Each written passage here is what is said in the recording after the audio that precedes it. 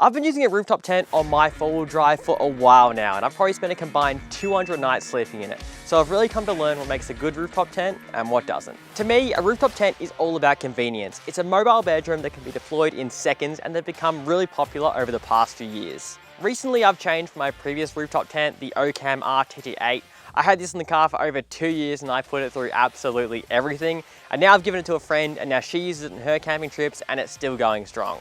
But I've upgraded because I've got my hands on Ocam's new Night Sky range of rooftop tents and awnings. But we've just gotten back from a month-long trip up the east coast of Australia where I had the chance to live out of it in all different climates and conditions. And I very much now know what I'm looking for in a rooftop tent. I know their weaknesses, I know their strengths. So in this video, I'm gonna give you the reality of living with a rooftop tent on your four-wheel drive and if you should be getting one. So let's start with what I'm running. This is the Ocam Night Sky aluminium hardshell rooftop tent. It's a big step up in design and finish over the original. The shell is far better constructed and actually seems to be very similar to those much more expensive rooftop tents without the huge price tag. It's also slimmer than my previous rooftop tent, going from 160 millimeters down to 140 millimeters thick, making it one of the thinnest rooftop tents you can buy. It's incredibly slimline, so if you care about how sleek it looks on your car, this is a big advantage of it. Also, due to the stronger shell, mounting accessories such as an awning off it is way stronger.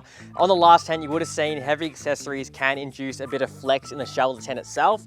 On this, it's not an issue because the shell construction is way stronger. However, due to this, it does weigh 9 kilos more than my previous tent. Does that matter? Well, on the road and on standard four-wheel drive tracks, I haven't felt a difference.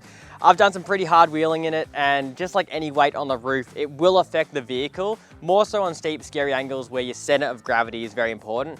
However, this hasn't really stopped me doing those tracks. Just a note on how I've mounted the tent, I've actually removed the two mounting rails it comes with and mounted it directly flush to the Ocam flat rack itself. So it does make it look a little neater in my opinion without that gap, but this tent is designed for a universal fit, so it'll fit on most utes and wagons. So that's why those rails are there, but I just chose not to use them. You can also get roof racks for the rooftop tent itself, which I think is a must do. I've actually trimmed mine down a little bit width-wise and lowered them just a tad, just for a bit of a cleaner look. But I've got my 110 watt solar panel mounted there. I've got my heavy MaxTrax Extremes mounted there. And not only do they look really clean, the best thing about it is this tent can actually lift all that weight with ease. And that's a great improvement on this new model of Night Sky tents, is that the gas struts are way stronger. They can lift a lot more weight, which is great if you wanted to put like a big solar array up here, like a few panels, recovery boards, surfboards, whatever you want. It's great knowing the tent is strong enough to lift all that weight. Now opening the tent, and this is why I love these things and it's why these have become so popular. It's because you get to camp, it's 2 latches and your bed is set up. It's literally that easy, and the easier camping is, the more likely you and your partner are to do it and the more places you're going to get to see. I might sound lazy, but when you're moving camps each day, visiting brand new places, the ease and convenience of a rooftop tent is just so worth it to me. Now first up, entry point. You can enter from either side of the tent or the rear.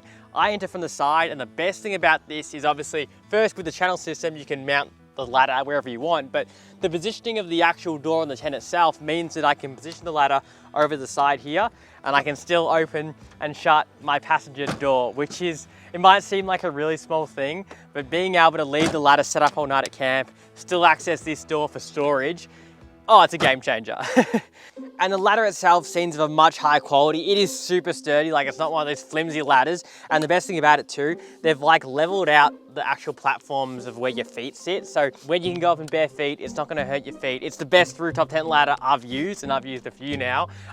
It also comes with shoe bags, which is awesome because when you get up in the tent, you want somewhere to put your shoes and you don't want to put them in your nice clean tent. So awesome to have them. You can mount that off to the side, which is great. But climbing up inside, this is when we notice a big difference.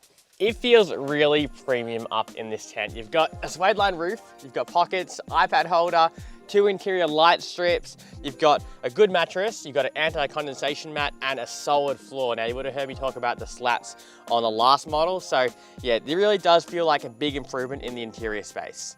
And in terms of the canvas and windows, you've got an awning that now goes right around the tent, so you can have the windows open when it's raining and you won't get wet inside. They've also added this little vent up here. Well, it's actually quite a big vent, but this is to help with condensation, which in any rooftop tent is always something you're fighting with, but being able to let the tent breathe even on rainy days is awesome, and it's one of my favorite features. Now, I've had this tent set up in some pretty harsh conditions, from the top of icy cold mountains to the humid forests of Queensland, and I've had no water ingress even when it bucketed down with rain half the trip.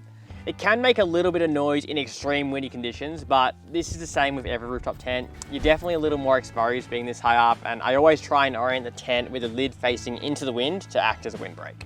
I think the canvas is a good middle ground between being thick enough to stay warm in the cold, but light enough that you weren't sweating in the heat. I do find with rooftop tents, and this is more applicable to us Victorians in the high country, that it is hard to get warm in them in, say, comparison to a swag, and it's simply due to the space difference. You've got a lot of air to heat up in a rooftop tent, whereas in a small swag, it's all pretty cozy. So on freezing nights, I usually bring a hot water bottle up, but on the flip side to that, I find rooftop tents stay a lot cooler in summer, and being up that bit higher, you can get a good breeze by opening up those nice big windows. Also with the canvas, the color, it doesn't get too bright or too hot in the morning, which is awesome, especially after a big night when a sleep in is required. The mattress is an improvement too. It's 50 millimeters compared to 40 millimeters. And while I still think the 40 mil mattress was fine, this does give a slightly improved sleep. Now, when it comes to bedding and what you can and can't store on it while it's closed, this is always my #1 question. In this tent, I run a sheet, and then I run a doona. Well, it's actually like a sleeping bag. It's like a -0 rated sleeping bag, like a hiking one. But I don't use my big double doona because the tent won't shut. And that's the one thing due to it being so thin, you can't store a lot of bedding in it. My last Ocam rooftop tent had a sheet, doona, blankets, even had a pillow if you wanted to. But in this model, I can't physically shut it with any more than this in it. And that's just the reality of it being a slimmer tent than the old tent. There is always this balance between how thin do you make something and in turn how much bedding you can fit in there. And look, it's not hard to throw an extra blanket up here once you've popped it open, but that's not the point. If I'm using a rooftop tent, it's because I want the convenience, and personally, I prefer to be able to store all my bedding up in the tent so it's ready to go. So for now, I do just run this sheet and this sleeping bag, which is fine for our trip up to Queensland. Also, I find my bedding stays cleaner being up here in the tent, especially on the Ocam tents. They seal really well, way better than my car, so you're not getting dust or any of that, and it's just another reason why I think it's better to store the bedding up in the tent. Now, I do want to talk a little on rain, because when you're watching these rooftop tent videos and the ads for them, you're always seeing them in perfect summer conditions. And I suppose it's fair, most people go away camping in the summer, so it's not usually an issue.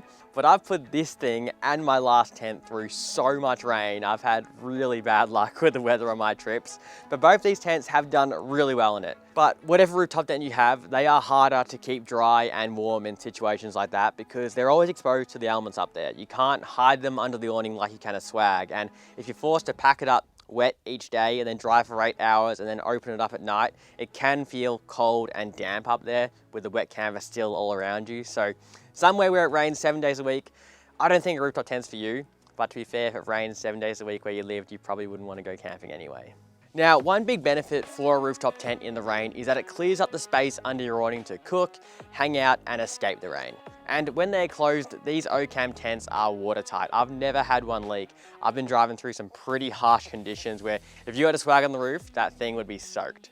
Now, apart from the convenience side of things, a huge benefit of rooftop tents for me is being off the ground. And at first you might think, oh, well, it's good, I won't have to be on the muddy ground or the wet grass, but beyond that, it opens up way more spots for you to camp at. You can camp on pebbles alongside rivers, you can camp on sand dunes, rocky mountains. You're no longer thinking, oh, no, I can't camp there because it's full of potholes and there's rocks everywhere. You don't have to worry about that anymore. And that, I think, is one of the best things about being up there. Now, before I show you closing it, I've also been running Ocam's new Night Sky 270-degree awning, which when paired with a rooftop tent becomes a pretty awesome setup that you can take and deploy anywhere. After having a 270-degree awning, I could never go back to an old school awning. These are just so much better in every single way, and this model has improved upon the old with more space and coverage, inbuilt lighting, which I use all the time, but the best bit is they haven't overcomplicated it. It's still quick and easy to set up and pack up, which is the best part. So yeah, big thumbs up on the new model. You can also buy an awning wall separately if you're wanting some extra shelter or privacy. It is a bit to carry around, but if you were camping at the same spot for a few days, it would be a pretty awesome setup. I don't use one of the wall sections as it doesn't really work with my rear setup, but you can pretty much wall yourself completely in. So it's good that the awning supports this option if you need it. Now back to the tent and closing it, it's got these new latches which look nice. However, unlike the last Ocam tent where they added clamping force when locking, these don't. It's simply a latch. And this makes it a little harder, especially when the bed is full of bedding, but it is doable. The new Night Sky rooftop tent has been awesome to camp out of, and if I had to choose between this and the older model, I'd pick this one every time. Due to its awning, the shell quality, the solid floor, it just feels like a more premium rooftop tent. However, if you need to store heaps of bedding inside of it, the first generation, which they still sell, was better. Otherwise, it could be worth having a look at their new Z-Fold tents. A rooftop tent to me is about the convenience. It's a home that can be literally set up and packed up in seconds, and that's why I love them, and that's why I continue to use them. I think the balance between thickness and convenience is something that everyone's gonna have a different opinion on. Some people want a super sleek looking rooftop tent, and others wanna fit their electric blanket, pillows, and all the bedding inside. And I think I'm more on the fit more in it, make it slightly thicker so it's more convenient side of the debate. But then see, I wouldn't want anything too thick on the car, so I'm hard to please. And I think it is hard to get that balance right. But luckily there are different models. Ocam's got a Z-Fold which is thicker but has a heap of room on the inside. They've got a side opening one that takes up less room on the roof but opens up to be massive. So there's always going to be options and tents out there to find that best suit you. And I know it's a big decision to make, but set a budget, write a wish list and do your research and you'll find something that works on your vehicle just like I have. So after all these years, would I recommend one for your four-wheel drive? Yes, there's a reason why these are so popular these days. They're always ready to go. You can camp on all different terrain. You're off the ground. They're so much quicker. There are so many benefits to owning a rooftop tent for me that far outweigh any of the negatives. And for me personally, this style of camping suits me to a T, and I'm probably not going to change the way I camp anytime soon. One day I'll probably tow a van, but for now, a rooftop tent is how I'm going to camp.